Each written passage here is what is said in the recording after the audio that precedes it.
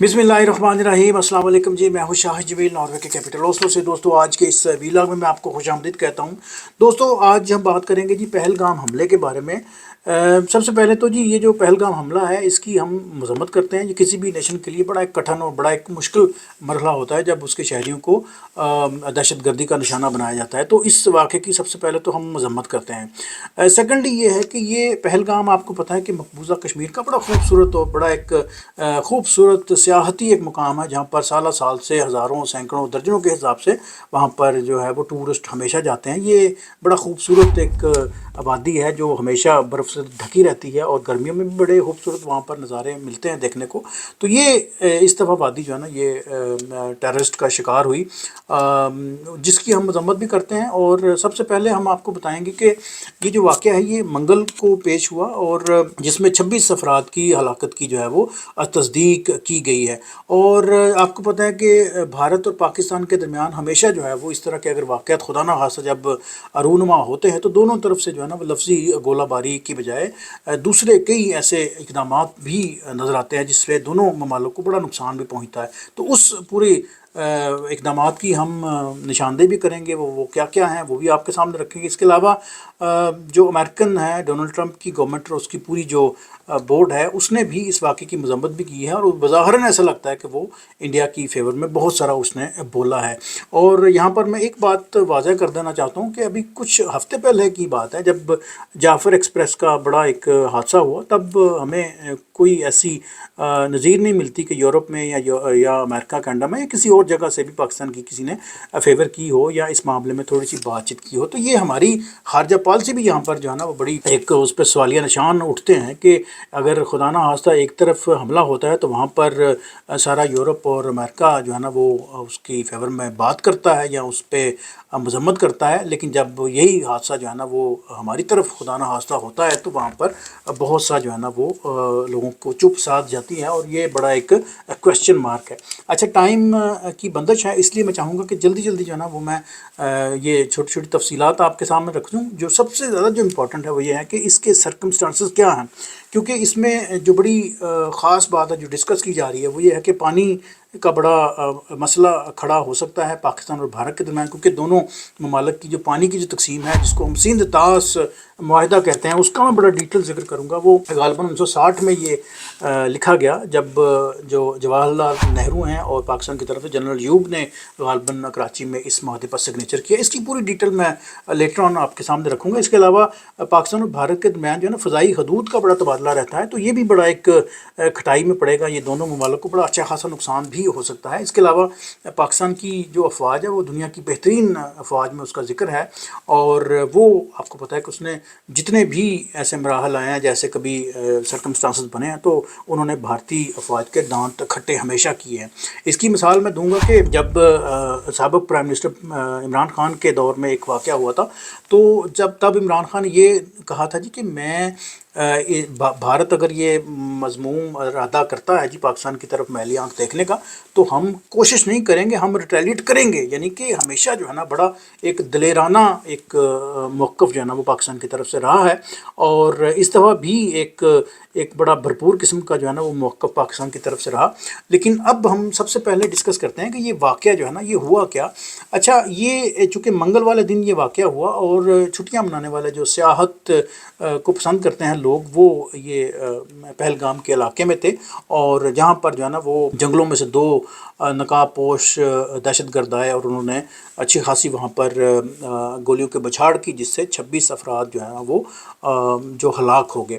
अच्छा जी, उसके बाद वो जंगलात में दोबारा फिर वहाँ पर छुप के, और ये सबसे पहले तो ये भारतीय इंटेलिजेंस की सबसे बड़ा ये फेलियर है, इस पर भी मैं बात करूँगा। अच्छा जी, सबसे पहले हम जिक्र करते हैं जी कि जब ये वाक़या हुआ तो सबसे पहले जो भारत की तरफ से जो धमकी मिली पाकिस्तान को वो ये है जी कि वो कहते हैं जी कि सिंध तास मुआहदा जो है ना वो ख़त्म किया जा सकता है। अब अगर सिंध तास मुआहदा ख़त्म हो जाता है या उस पे कोई कदगन या कोई रुकावट आ जाती है तो पाकिस्तान में बहुत बड़ी ये एक प्रॉब्लम में फंस सकता है, क्योंकि पाकिस्तान का सारा जो इन्हिसार है वो पानी पे है और सारा पानी जो है तकरीबन जो है वो 80% जो पानी है वो भारत की तरफ से आता है। और अगर वो इस पानी को रोक लेता है या उसके ऊपर को बंद बांध लेता है या उसकी डायरेक्शन मोड़ लेता है تو پاکستان کو خدا نہ خواستہ بہت بڑا جو ہے وہ مسئلہ آن پڑ سکتا ہے۔ اچھا، سب سے پہلے تو میں آپ کو بتاؤں گا جی کہ سندھ طاس معاہدہ ہے کیا۔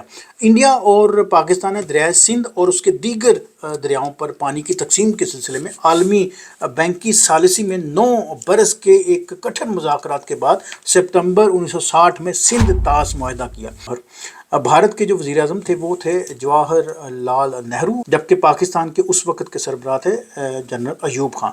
ان دونوں نے مل کے کراچی میں اس معاہدے پر دستخط کیے اور یہ امید ظاہر کی گئی تھی کہ یہ معاہدہ دونوں ممالک کے کاشتکاروں کے لیے خوشحالی لائے گا اور امن اور خیر سگالی کا پیغام ہوگا یا ضامن ہوگا۔ اچھا جی، دریاؤں کی تقسیم کا یہ جو معاہدہ ہے یہ کئی جنگوں، اختلافات اور جھگڑوں کے باوجود 65 برس سے اپنی جگہ پر قائم ہے۔ یہ ایک بڑی حیرت کی بات ہے۔ دھیمے انداز میں پہلے بھی بھارت نے بہت دفعہ جو ہے نا یہ سندھ طاس معاہدہ ختم کرنے کی وارننگ دی تھی، لیکن اس دفعہ جو ہے نا ان کے عزائم بڑے خطرناک جو ہے وہ لگ رہے ہیں۔ اچھا، اس معاہدے کے تحت انڈیا کو بیاس، راوی اور ستلج کے پانی پر مکمل، جبکہ پاکستان کو 3 مغربی دریاؤں یعنی کہ سندھ، چناب اور جہلم کے پانی پر اختیار دیا گیا تھا۔ تاہم ان دریاؤں کے 80% پانی پر پاکستان کا حق ہے۔ اچھا جی، آگے چلتے ہیں جی۔ جب یہ ہنگامہ ہوا اور اس کے چند گھنٹوں کے بعد آپ نے دیکھا کہ بھارت نے اسٹریٹلی جو ہے وہ الزام لگایا پاکستان کی طرف سے، اور اس کے جواب میں پھر باقی کئی نیشنز نے بھی جو ہے نا وہ اپنے غصے کا اظہار کیا، جبکہ حقیقت یہ ہے کہ کانگریس نے پہلگام حملے کو انٹیلیجنس اور سیکیورٹی کی ناکامی قرار دیا ہے۔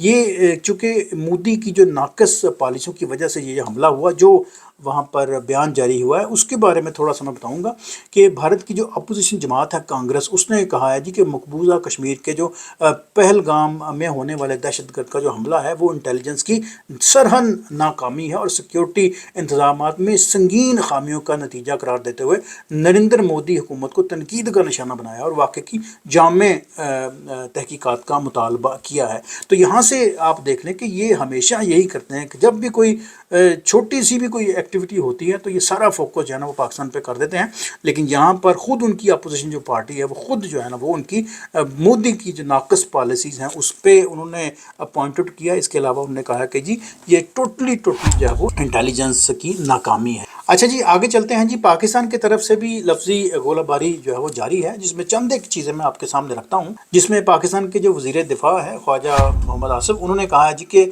پاکستان بھارت کا مقابلہ کرنے کے لیے 200% تیار ہے۔ اور اس سے پہلے بھی آپ نے دیکھا کہ پاکستان کے جو پرائم منسٹر ہیں انہوں نے بیان دیا، پاکستان کے جو ڈپٹی پرائم منسٹر ہیں انہوں نے بھی کہا۔ تو میں سب سے پہلے تو جی خواجہ آصف صاحب کا ہی بیان جو ہے وہ سامنے رکھوں گا۔ وزیر دفاع ہیں، ان کا کہنا ہے جی کہ لائن آف کنٹرول پر صورتحال کشیدہ ہے، بھارت کو کسی بھی ایڈونچر سے باز رہنے کا مشورہ دیا ہے۔ آگے چلتے ہیں، جو بڑی امپورٹنٹ بات ہے کہ جب اس طرح کے واقعات ہوتے ہیں تو دونوں ممالک میں سے کسی ایک ممالک پر جو ہے وہ فضائی حدود استعمال کرنے پہ پابندی عائد کر دی جاتی ہے۔ تو یہاں پر پاکستان نے بھارت کی جو فضائی حدود ہے اس کو استعمال کرنے پر جو ہے وہ پابندی لگا دی ہے۔ تو یہاں پر بھارت کو ایک بہت بڑا ایک نقصان ہوگا، اور اس کا تخمینہ میں آپ کے سامنے رکھتا ہوں کہ وہ کیا ہے، جو اخبارات کی زینت ہے، جو سب سے بڑی خبر ہے آج کی۔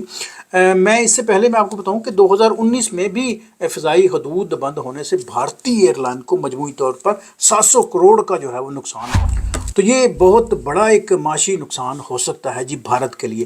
اچھا جی، آگے چلتے ہیں جی۔ بھارتی وزیر اعظم نریندر مودی کے غیر ذمہ دارانہ اقدامات کا جواب پاکستان کی جانب سے زبردست انداز میں دیا گیا، جس میں فضائی حدود بھی بھارتی طیاروں پر بند کرنا شامل ہے جی۔ پاکستان نے ابتدائی طور پر 1 مہینے کا ایک نوٹیفیکیشن جاری کیا، جس کے تحت بھارت کا کوئی بھی جہاز پاکستان کی فضائی حدود استعمال نہیں کر سکے گا، تاہم غیر ملکی جو پروازیں ہیں وہ فضائی حدود استعمال کر سکتی ہیں۔ یہ ان کے جو لوکل ان کے جو ایئر پلینز ہیں وہ پاکستان کی جو ہے وہ فضائی حدود استعمال نہیں کر سکتے۔ اچھا جی، آگے چلتے ہیں جی۔ تقریباً 70 سے 80 دو طرفہ پروازیں جو ہیں وہ روزانہ بھارت سے پاکستان کی فضائی حدود سے گزرتی ہیں، اور بعض اوقات یہ تعداد روزانہ 100 سے زیادہ تجاوز کر جاتی ہیں۔ یہ پروازیں بنیادی طور پر بھارت اور یورپ اور شمالی امریکہ وسطی ایشیا کے درمیان آپریٹ ہوتی ہیں۔ سب سے زیادہ جو متاثر ہوں گی جو پروازیں وہ بھارت کے جو بڑے شہر ہیں، جیسے کہ ممبئی ہے، احمد آباد ہے، لکھنؤ ہے، دہلی ہے اور گوا سے جو پروازیں ہیں یہ سب سے زیادہ جو ہے وہ متاثر ہوں گی۔ جس طرح پہلے میں نے کہا جی کہ پاکستان نے بھارت پر اپنی فضائی حدود استعمال کرنے کا 1 مہینے کا جو ہے ان کو نوٹیفیکیشن دیا، تو اگر آپ اس کو روزانہ پہ کیلکولیٹ کریں تو بڑا اچھا خاصا جو ہے نا اس کو فائنینشلی نقصان جو ہے وہ ہوگا۔ اچھا جی، یہ وہ لیٹسٹ اپڈیٹس ہیں جو دونوں طرف سے اب تک ہو چکی ہیں جی، اور سب سے بڑی جو پیش قدمی ہے جی پاکستان کی طرف سے وہ یہ ہے کہ بیانات تو جاری ہیں جی دونوں طرف سے، لیکن جو سب سے بڑا ہے یہ ہے کہ بھارت پر فضائی حدود استعمال کرنے پر پابندی لگا دی ہے، اور یہ نوٹیفکیشن جو ہے وہ 1 مہینے تک رہے گا، اور بھارت کے جو بڑے جو شہر ہیں وہ اس سے سب سے زیادہ جو متاثر ہوں گے، اور اچھا خاصا جو ہے وہ اس کو معاشی نقصان کا سامنا کرنا پڑ سکتا ہے۔ دوسری طرف سے اگر دیکھا جائے تو بھارت نے جو پاکستان کو تھریٹ جو دیا ہے وہ ہے جی کہ وہ سندھ طاس معاہدے کو ختم کرنے کا اس نے ایک بگل بجا دیا ہے، اور اگر یہ سندھ طاس معاہدے کی جو اگر اس کو کینسلیج کرتے ہیں یا اس کو یہ ختم کرتے ہیں تو پاکستان کو بھی بہت بڑا ایک پانی کے بحران میں داخل ہو سکتا ہے پاکستان۔ اور میں تھوڑا سا آپ کی یاد دہانی کرا دوں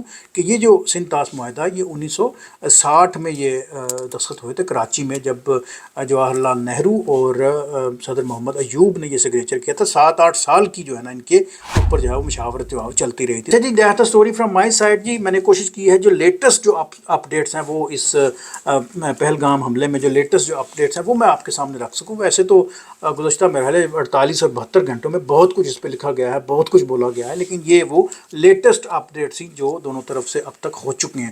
میں ایک دفعہ پھر جی ویڈیو ختم کرنے سے پہلے ایک دفعہ پھر اس واقعے کی مذمت کرتا ہوں، کسی بھی ریفرنس میں کسی بھی حوالے سے اس واقعے کی جو ہے نا وہ کبھی بھی فیور نہیں کی جا سکتی جی۔ مجھے دیجیے اجازت جی، انشاءاللہ ملتے ہیں جی کسی اور نئے اپڈیٹ کے ساتھ۔ Thank you for watching my channel G.